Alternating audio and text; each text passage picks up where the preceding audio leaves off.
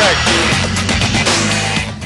Well, the numbers in that first set between Philippine Army and Ateneo de Manila. Philippine Army producing 12 attack points. Ateneo with 7 of their own. Pero yung block points talaga says it all because nakita naman natin how tall the Lady Troopers are with 4 block points. Ateneo having none. At pareho lang naman dun sa service at sa errors.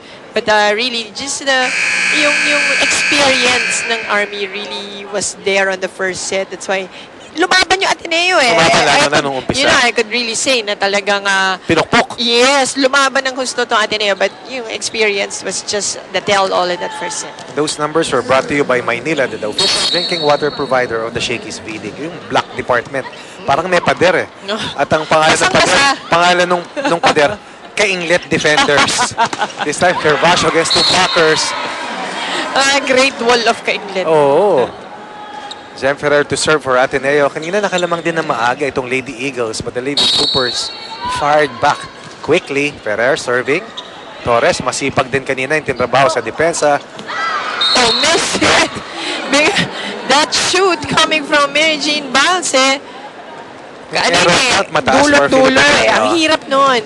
You know, it's so hard to get a set na galing dun sa part na yon.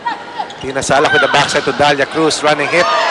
Ateneo with a 3-point advantage early here in the second set. Well, ito lang kanilang pwedeng gawin. Lamangan muna ang Philippine Army, put pressure on the black and green para at least hindi naman sila yung naghahabol talagang napakalaki. Ferrer once again serving. Balse to Salak, to Carolino against 2 blockers. Jeff Ferrer saving that play. Back set by Herbacio. Pasok pa rin.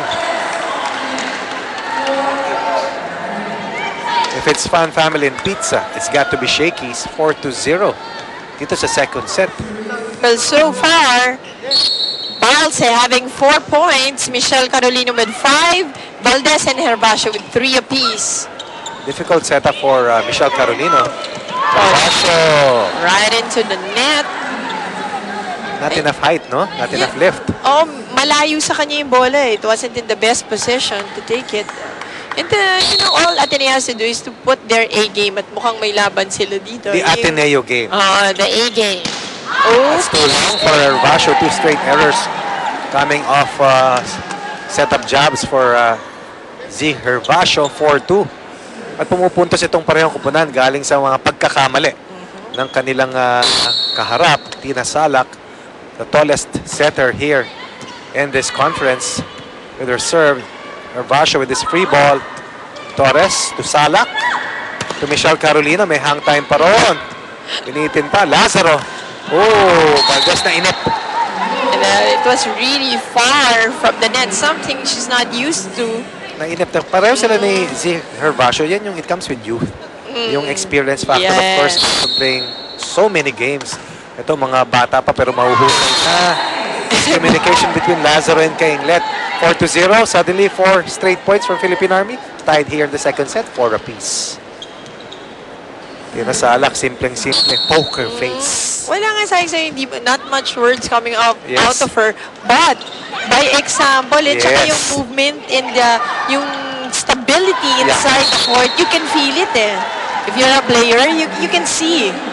Minsan nga si Ers Garata yung ginagamit to be the setter, no? Pero pag nangailangan talaga, minsan off the bench itong si Tina Salak, but in the last 2 games, she has started for Philippine Army. That's why.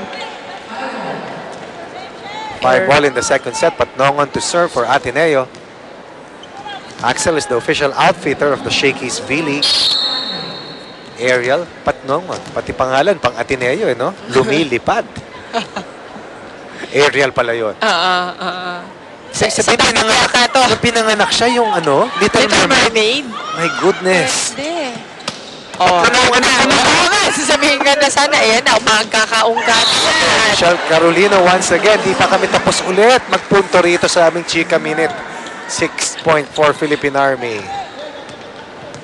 Rachel Dakis, bahagyang nagwa-warm up na dito sa ating gilid. Get ready to come in. Dalia Cruz, very good serve.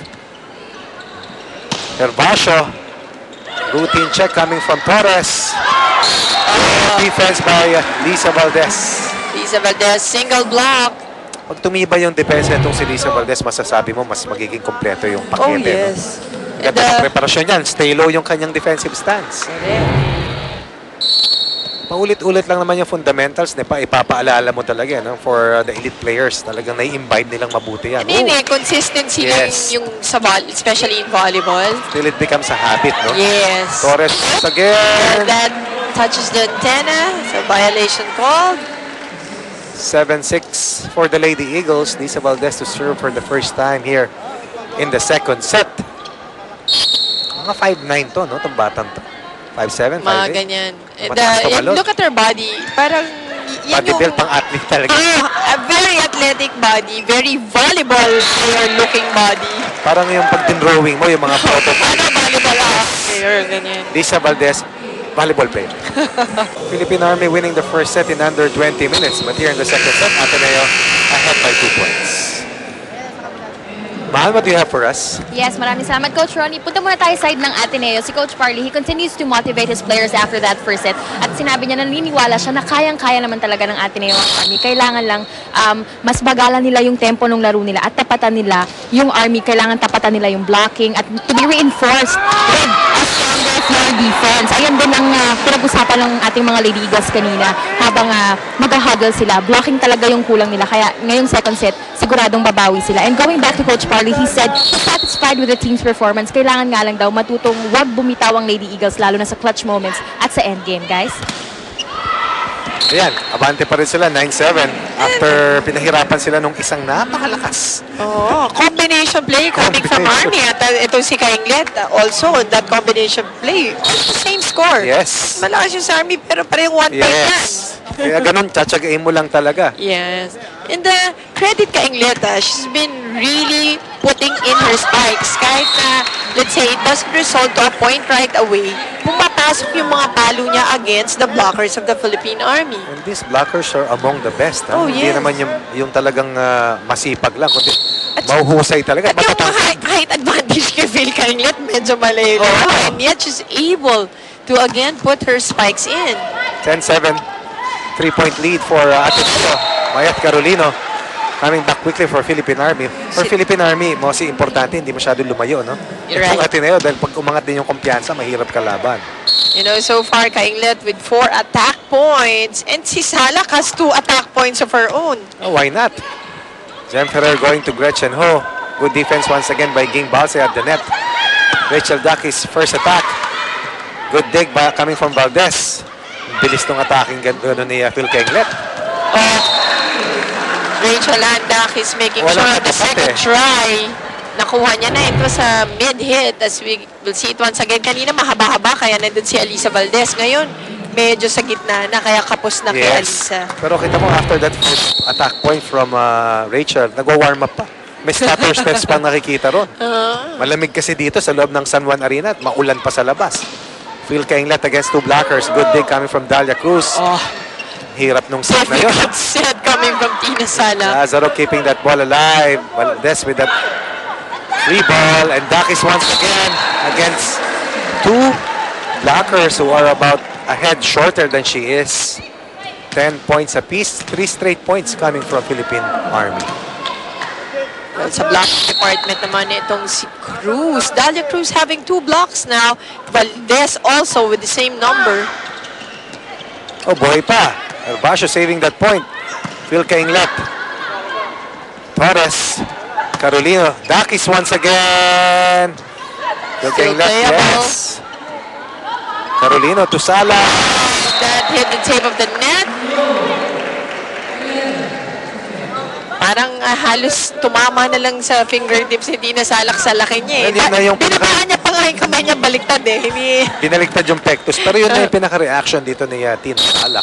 Yung ngiti. That's what you get. Yun na yun.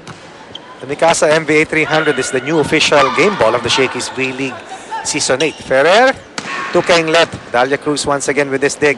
Tina Salak to Rachel Dakis. And again, Rachel. Ayan. Continuing to score for the Philippine Army. Hindi pa ganong nag-iinit yan. At least 3 points upon her entry here in the second set. Towering above the 2 blockers. King Balse with